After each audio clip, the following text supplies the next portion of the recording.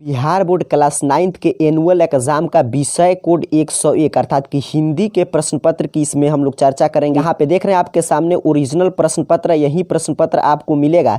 तो एक एक प्रश्न का आंसर आपको याद करके जाना है परीक्षा से पहले। और यहाँ पे हमारे चर्चा का बस एकमात्र उद्देश्य, क्योंकि क्लास 9th में कोविड-19 की वजह से लॉकडाउन था तो स्कूल कॉलेज चला नहीं और कोचिंग भी नहीं चला, इसीलिए छात्रों की तैयारी अच्छा से नहीं हुआ है। और इसके साथ साथ आप सभी छात्र 10th की तैयारी शुरू कर चुके थे, तो 9th का बहुत सारे छात्र एक तो पढ़े नहीं है, थोड़ा बहुत पढ़े थे तो भूल गए थे।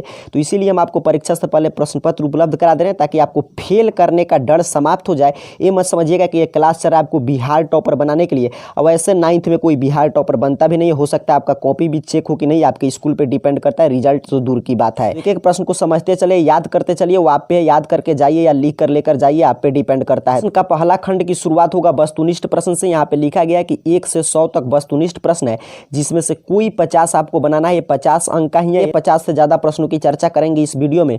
पहला नंबर प्रश्न आपसे करा है कि भगजोगनी का दूसरा पति कौन है, तो उसका दूसरा पति आपके टेक्स्ट बुक से प्रश्न है, ऑप्शन डी उसका सौतेला बेटा। तो लिखते चलिए, याद करते चलिए, पहला का राइट आंसर होगा ऑप्शन डी। दूसरे नंबर प्रश्न की बात करें तो कह रहा है जिम्ना का क्या अर्थ है, जिम्ना का अर्थ होता है भोजन करना, तो ऑप्शन सी राइट आंसर हो जाएगा।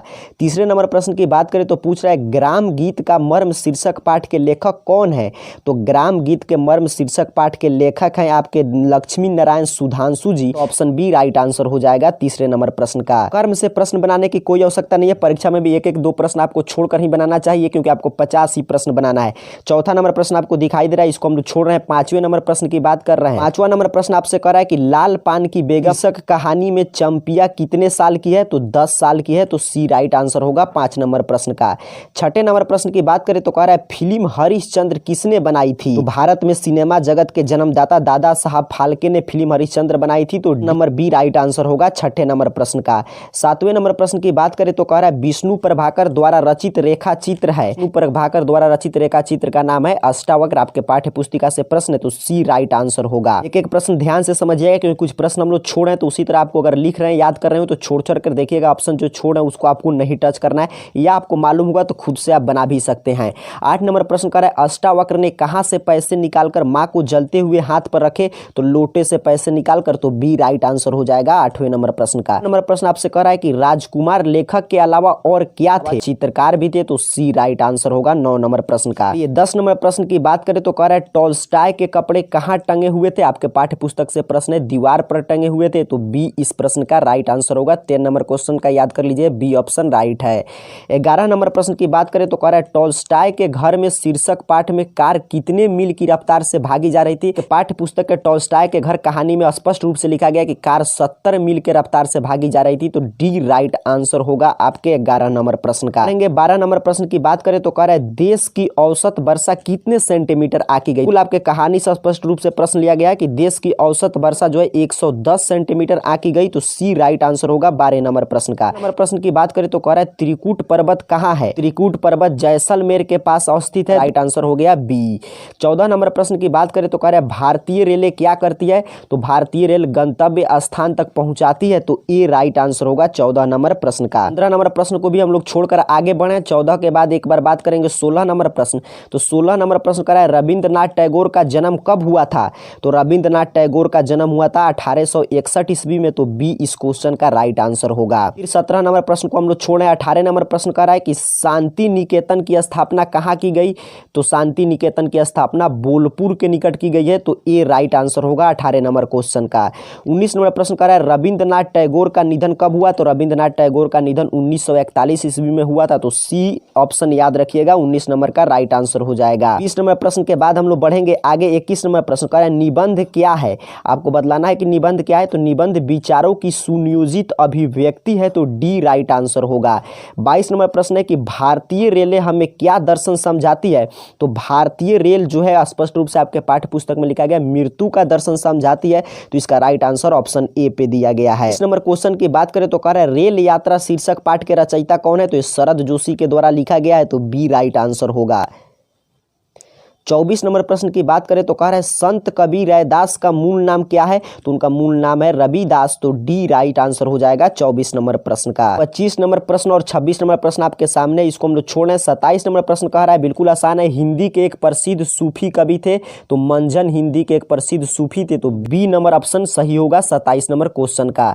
आगे बढ़ेंगे 28 नंबर प्रश्न की बात करेंगे। 28 नंबर प्रश्न कह रहा है प्रेम ज्योति से सारे विश्व में, तो प्रेम ज्योति से सारे विश्व में प्रकाश फैलता है। कर्म से देखिए हम लोग प्रश्न की चर्चा नहीं कर रहे हैं, ऐसे आपको 85 बनाना है तो कर्म से जानने की आवश्यकता भी नहीं है, तो 28 का राइट आंसर होगा ऑप्शन सी प्रकाश फैलता है। 30 नंबर प्रश्न की बात करें तो कह रहा है बेली का अर्थ क्या होता है, तो बेली का अर्थ होता है लता, याद रखिएगा। 31 नंबर प्रश्न का सही आंसर होगा ऑप्शन ए, बेली मीन्स लता होता है। चलिए 32 नंबर प्रश्न की बात करें तो कह रहा है महादेवी वर्मा की शिक्षा दीक्षा कहाँ हुई है, तो प्रयाग में। महादेवी वर्मा की शिक्षा दीक्षा कहाँ हुई थी, प्रयाग में, तो बी राइट आंसर होगा 32 नंबर प्रश्न का। 34 नंबर प्रश्न कह रहा है आपसे आ रही रवि की सवारी शीर्षक कविता किस कविता संकलन से ली गई है, तो ये लिया गया है आपके निशा आमंत्रण कविता संकलन से, तो 34 नंबर का याद कर लीजिए ऑप्शन सी होगा। 35 नंबर प्रश्न पूछा गया नौ किरण का रथ सजा है कली कुसुम से पथ सजा है, तो यहाँ पे क्या भराएगा, पथ सजा है, तो डी राइट आंसर याद कर लीजिए 35 का होगा डी। 36 नंबर प्रश्न की बात करें तो कह रहा है केदारनाथ अग्रवाल रचित कविता है, केदारनाथ अग्रवाल लिखे हैं आपके पूरा हिंदुस्तान मिलेगा, तो डी राइट आंसर होगा। 36 के बाद हम बात करेंगे 40 नंबर प्रश्न की, तो 40 नंबर प्रश्न है कि इन्हें जल्दी जाना है क्योंकि इन्हें कहीं नहीं पहुंचना है, तो 40 का राइट आंसर होगा ऑप्शन ए पहुंचना है। 41 नंबर प्रश्न है कह रहा है रुको बच्चों शीर्षक कविता में घटना स्थल पर सबसे बाद में कौन पहुंचता है, तो सबसे बाद में पहुंचता है पुलिस ऑफिसर, तो इसका राइट आंसर होगा ऑप्शन सी। 41 का याद रखिएगा ऑप्शन सी होगा। आगे बढ़ेंगे 43 नंबर प्रश्न की बात करेंगे तो कह रहा है समुद्र शीर्षक कविता में क्या प्रकट किया गया है, तो समुद्र शीर्षक कविता में समुद्र के चरित्र को प्रकट किया गया है, तो ए राइट आंसर हो जाएगा 43 नंबर प्रश्न का। 44 नंबर प्रश्न आपसे पूछा गया कि भारत सरकार के संस्कृति मंत्रालय के सचिव पद पर थे, उनका नाम था सीताकांत महापात्र, तो ऑप्शन ए राइट आंसर होगा 44 नंबर प्रश्न का। 44 के बाद हम बात करेंगे क्वेश्चन नंबर 51 की, कह रहा है जगदम्बा देवी को 1970 ईस्वी में किस पुरस्कार से सम्मानित किया, तो राष्ट्रीय हस्तशिल्प पुरस्कार से। तो इसीलिए मैं कह रहा हूँ ध्यान से प्रश्न को समझिए क्योंकि बीच में बहुत सारे प्रश्न उपलब्ध नहीं है, तो हम लोग सिर्फ आपको बस इतना ही समझना है कि 50 ही आपको बनाना है। मैं बार बार इस बात को रिपीट कर रहा हूँ, आपको 100 बनाने से कुछ फायदा है नहीं, तो हम लोग 50 से ज़्यादा ऑब्जेक्टिव प्रश्न इसमें कवर कर रहे हैं, तो बस आपको कर्म ध्यान रखना है। यदि आप लिख रहे होंगे तो ध्यान से वीडियो को रोक रोक कर लिखिएगा। 51 नंबर का क्या हो रहा है ऑप्शन डी। 51 के बाद हम लोग सीधे 55 नंबर प्रश्न की बात कर रहे हैं। प्रश्न की राजगीर के शांति स्तूप का डिजाइन किसने किया था, तो उपेंद्र महारथी ने, तो 55 का होगा ए राइट आंसर। 57 नंबर प्रश्न बिल्कुल आसान है, कह रहा है सर्वश्रेष्ठ शहनाई वादक कौन थे, तो बिस्मिल्लाह खां सर्वश्रेष्ठ शहनाई वादक थे, तो ए राइट आंसर हो जाएगा 57 नंबर प्रश्न का। 57 के बाद हम लोग चर्चा करेंगे आपके व्याकरण खंड का, यहाँ तक तो ऊपर हम लोग आपके टेक्स्ट बुक के कहानी कविता से प्रश्न था, अब व्याकरण से भी कुछ प्रश्न आपको सॉल्व कर लेना है। व्याकरण बिल्कुल आसान आसान पूछा गया। देखिए कह रहा है कि ताप का शब्द का विलोम है, तो ताप शब्द का विलोम होता है ठंडा अर्थात कि शीत, तो सी सही आंसर होगा। 62 नंबर प्रश्न आपसे पूछ रहा है कि रमेश का संधि विच्छेद है, रमेश शब्द का सही संधि विच्छेद होता है रमा प्लस ई, तो ए राइट आंसर हो जाएगा 62 नंबर प्रश्न का। 63 नंबर प्रश्न कर रहा है राजभवन कौन समास है, तो राजभवन पुरुष समास है, राजा का भवन, तो बी पर ऑप्शन पे राइट आंसर दिया गया है। चलिए आगे बढ़ेंगे 64 नंबर प्रश्न की बात करें तो कह रहा है अन्न लगना मुहावरे का अर्थ है, तो अन्न लगने मुहावरे का अर्थ होता है स्वस्थ रहना, तो सी इसका सही आंसर होगा।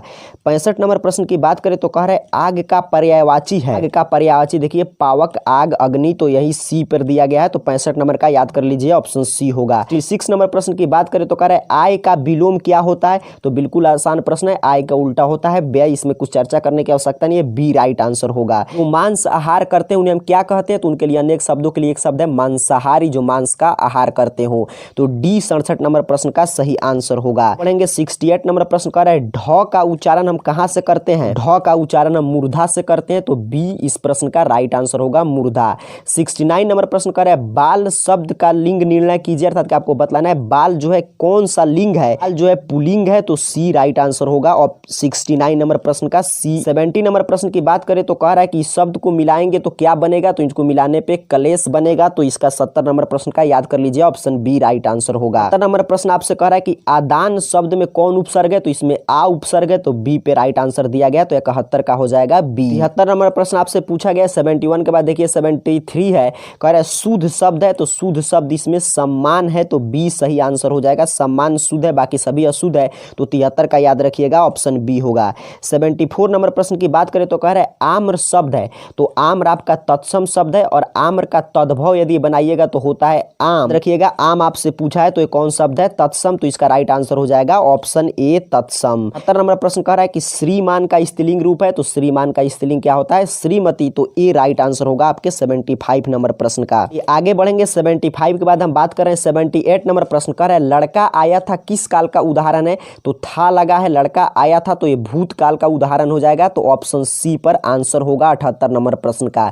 79 नंबर प्रश्न की बात करें तो कह रहा है चाह शब्द का विलोम है, तो चाह का विलोम होता है अनचाह, ऑप्शन बी सही होगा 79 नंबर प्रश्न के लिए। 81 नंबर प्रश्न की बात करें तो कह रहा है आपसे हिमालय शब्द कौन संज्ञा है?